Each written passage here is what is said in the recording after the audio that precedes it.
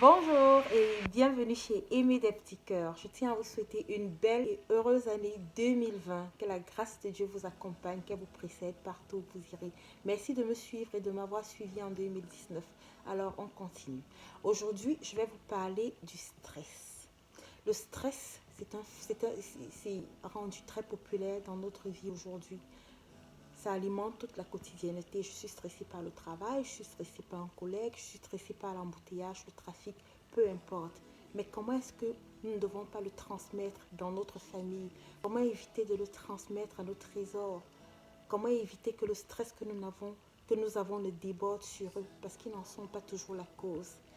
Alors je vais vous donner un élément très très important. Il n'est pas le plus important, mais il y en a plusieurs dans la liste. Et un élément qui peut causer le stress, c'est la visite.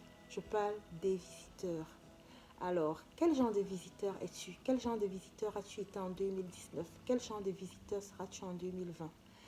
Quand il y a un visiteur dans la famille, en fait, ça pose pas un problème, c'est une joie, on est heureux d'avoir de la visite.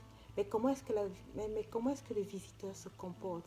C'est ça qui peut être stressant. Les visiteurs peuvent bénir une maison, ils peuvent apporter la joie, comme ils peuvent apporter la tension, ils peuvent apporter la crainte, ils peuvent chambouliner l'ordre, ils peuvent mêler, déranger la routine.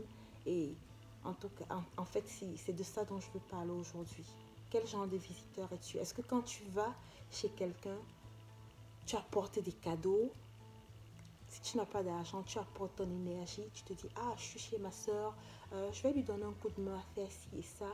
Oh non, je n'ai pas d'énergie, mais je vais quand même jouer avec les enfants. Oh, je ne sais pas jouer, mais ce que je peux faire pour aider, je peux peut-être lire une histoire aux enfants, je peux leur apprendre à chanter, je peux leur donner quelque chose, je peux leur apporter un plus.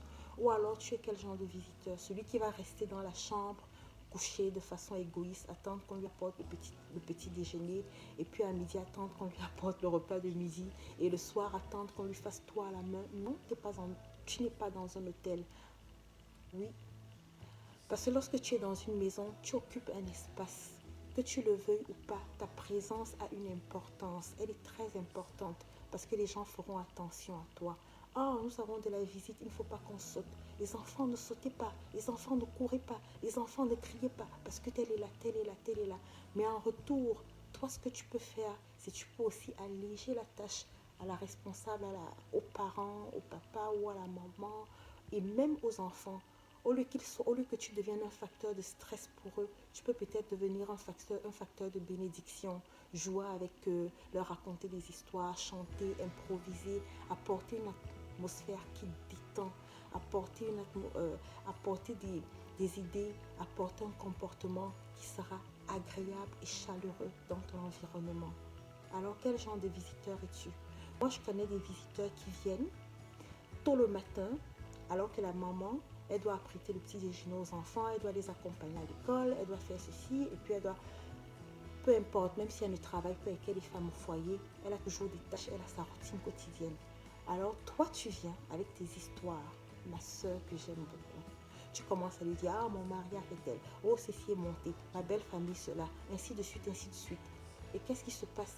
14 heures, tu as tellement occupé la dame, elle n'a pas pu gérer ci, elle n'a pas pu faire à manger. Et là, l'heure du retour des enfants à la maison approche, l'heure du retour du mari approche.